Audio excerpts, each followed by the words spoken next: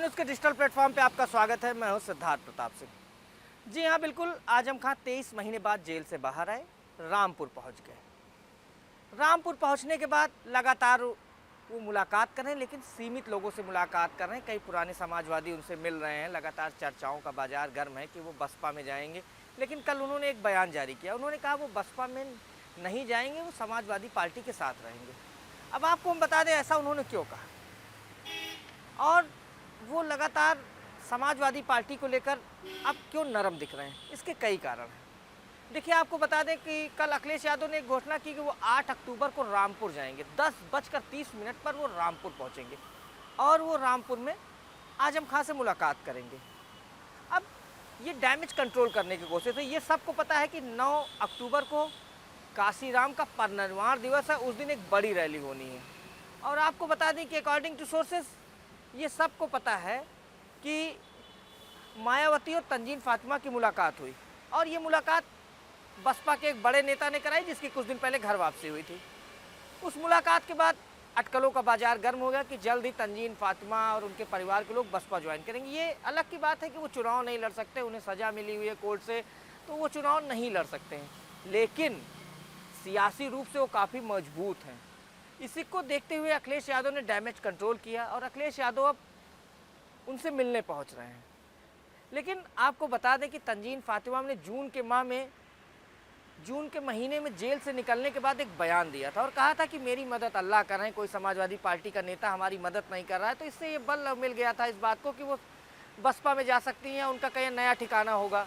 लेकिन कल उन्होंने कहा नहीं, हम ऐसा नहीं करेंगे। हम अखिलेश जितना मुलायम सिंह को मानते थे उतना ही अखिलेश यादव को मानते हैं, और हम कहीं ना कहीं हम गद्दार नहीं हैं, और हमारे अंदर बहुत ज़्यादा बहुत इज्जत वाले व्यक्ति हैं। हम हमेशा लोगों का सम्मान करते हैं और समाजवादी पार्टी में भी हमें सम्मान मिलता रहा है। तो इस तरीके से कहीं ना कहीं वो लगातार ये बोलते रहे, और हम बिकाऊ नहीं है, ये शब्द आजम खां के थे। लेकिन फिर वही सवाल, आजम खां जब जेल से निकलते हैं तो उनसे पत्रकारों ने पूछा नया ठिकाना क्या होगा, तो कहे अभी तो कुछ नहीं, देखा जाएगा।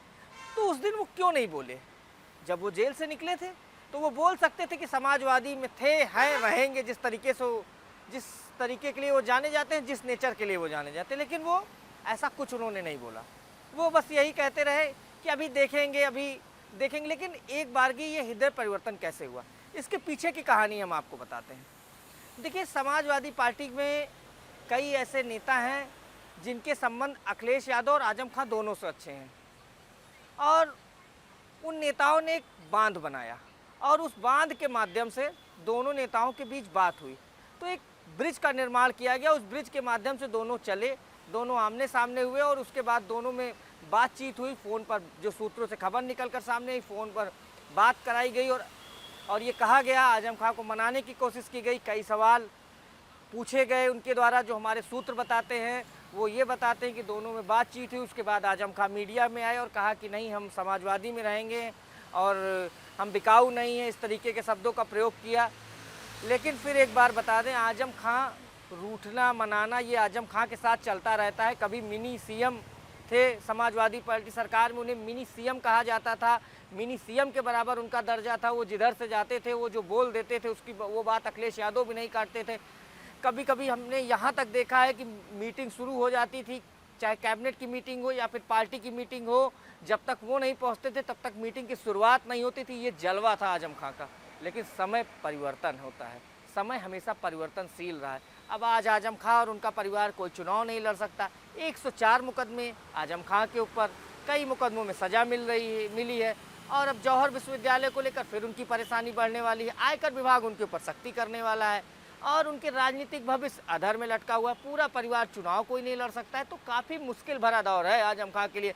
अब फिर वही बात, अब ये दोस्ती कितने दिन रहेगी? एक ब्रिज के सहारे, एक कुछ नेताओं के सहारे ये दोस्ती जरूर हो गई है, लेकिन आजम खां अपने फैसले के लिए जाने जाते हैं। वो कभी भी अपना फैसला बदल सकते हैं, और वो सच्चाई ये है कि वो समय का इंतज़ार कर रहे हैं। और समाजवादी पार्टी भी बखूबी ये समझती है, अगर आजम खां अलग होते हैं तो काफ़ी नुकसान होगा, खासकर पश्चिमी उत्तर प्रदेश में। और पीडीए का जो दावा है फिर वो हवा हवाई हो जाएगा। बीजेपी इन सब चीज़ों का इंतज़ार कर रही है। बीजेपी बीजेपी के जो नेता हैं वो लगातार ये कह रहे हैं अखिलेश यादव पहले क्यों नहीं मिलने गए, जब सीतापुर और लखनऊ के बीच में 100 किलोमीटर की दूरी थी तो क्यों नहीं वो मिलने गए।